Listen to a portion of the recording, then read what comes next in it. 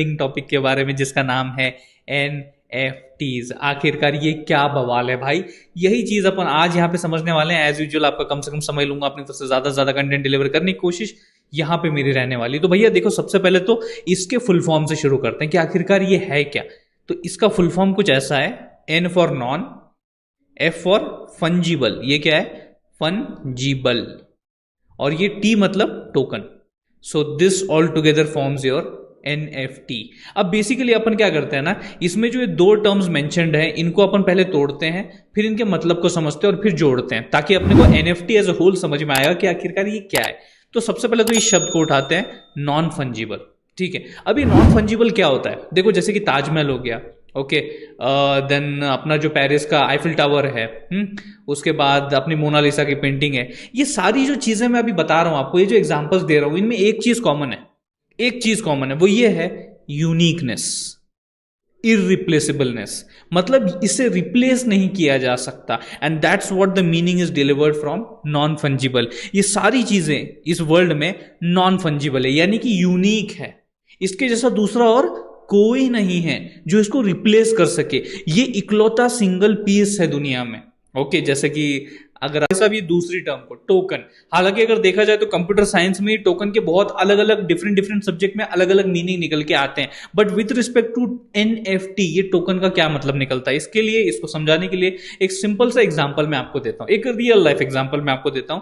जैसे कि मान लो आप घर खरीदना चाहते हो अभी, ठीक है, और वो सेकेंड हैंड घर होना चाहिए, ये आपकी रिक्वेस्ट है मान लीजिए। ओके, तो आप क्या करते हो, जो भी घर आपको अच्छा लगा है, ओके, आप उधर जाते हो उस घर में, और उसका जो ओनर है, ऑब्वियसली आप उसके ओनर से ही बात करोगे, और आप उसके ओनर को बोलते हो भैया मुझे ये घर खरीदना है। ओनर तो खुश हो जाता है, बोला मेरे को तो बेचना ही था, तू आ गया खरीदने के लिए।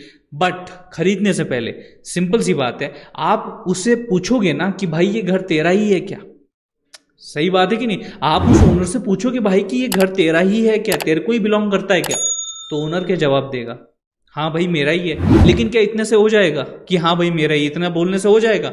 ऐसा थोड़ी ना होता है भैया, प्रूफ दिखाओ कि ये घर तुम्हारा ही है। तो वो आपको घर के कागजात दिखाएगा जिसपे उसका नाम मेंशन्ड होगा कि भैया वो ओनर है। तो वो जो कागजात है, it is nothing but we call it as a proof of ownership, POO, POO, ownership कि यहां पे ये जो मैं प्रूफ आपको दिखा रहा हूं उसमें क्लियरली मेंशन्ड है कि इस एंटिटी का, इस एसेट का, इस प्रॉपर्टी का ओनर मैं हूं, and that is what we call it as a proof of ownership. And in the case of NFT it's nothing but token, it is nothing but token. So token क्या है, आपका एक तरीके से proof of ownership है। तो यही चीज मैं आपको यहां पे बताना चाहता हूं कि ऑल टुगेदर अगर इन दोनों शब्दों को जोड़ दिया जाए तो क्या मतलब निकलता है कि जो भी नॉन फंजिबल चीजें हैं, ओके, नॉन फंजिबल चीजों का जो एक प्रूफ ऑफ ओनरशिप यानी कि एक सर्टिफिकेशन अपन कहते हैं ना, तो वो चीज आपकी टोकन यहां पे है, and that is what the NFTs are. मतलब आप यहां पे करते क्या हो, फंडा क्या है, कॉन्सेप्ट क्या है कि आप कोई भी अपना एक डिजिटल एसेट जनरेट कर सकते हो, क्रिएट कर सकते हो। जैसे कि कुछ भी हो सकता है, वो कुछ भी हो सकता है, कोई एक म्यूजिक हो सकता है, कोई एक आर्ट पीस हो सकता है, कोई एक एक स्केच हो सकता है, anything, it can be anything, okay, जिसमें नॉन फंजिबल प्रॉपर्टी चाहिए, मतलब यूनिकनेस चाहिए, वो रिप्लेसेबल पॉसिबल नहीं होना चाहिए, वो इकलौता सिंगल पीस इस दुनिया में मौजूद होना चाहिए, and that's what makes it a non fungible. और फिर भाई साहब आपके पास ऑब्वियसली उसका प्रूफ ऑफ जो ओनरशिप है, सर्टिफिकेशन ऑफ ओनरशिप जो है, वो सारी चीजें आपके पास यहाँ पे होनी चाहिए, and then what you can do, sell it. जिसको भी खरीदना हो वो खरीद लेगा।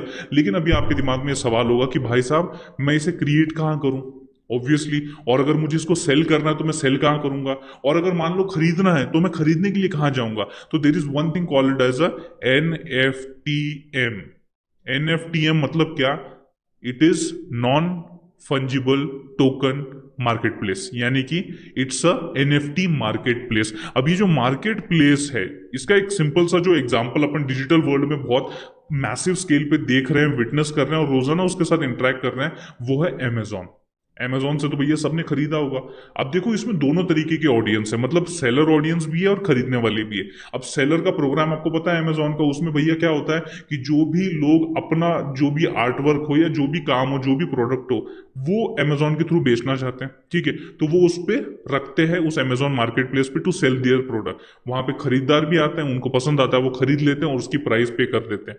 सिंपल सी बात है। उसी तरीके से यहां पे आपके जो डिजिटल एसेट्स हैं जिनमें नॉन फंजिबल प्रॉपर्टी है और उसकी ओनरशिप आपके पास है, उसका सर्टिफिकेशन, उसका प्रूफ आपके पास है, तो वो जो एनएफटीज हैं उनको आप यहां पे क्रिएट कर सकते हो मार्केट प्लेस में, उनको आप बेच सकते हो, और अगर कुछ आपको एनएफटीज अच्छे लग जाते हैं तो आप उनको खरीद भी सकते हो। अब खरीदने का बेचने का मतलब क्या कि यहां पे आप क्या कर रहे हो, वो जो भी आपका डिजिटल एसेट है उसका जो ओनरशिप है, उसका जो सर्टिफिकेशन, उसका जो प्रूफ है, वो आप एक तरीके से अपने पास रखते हो।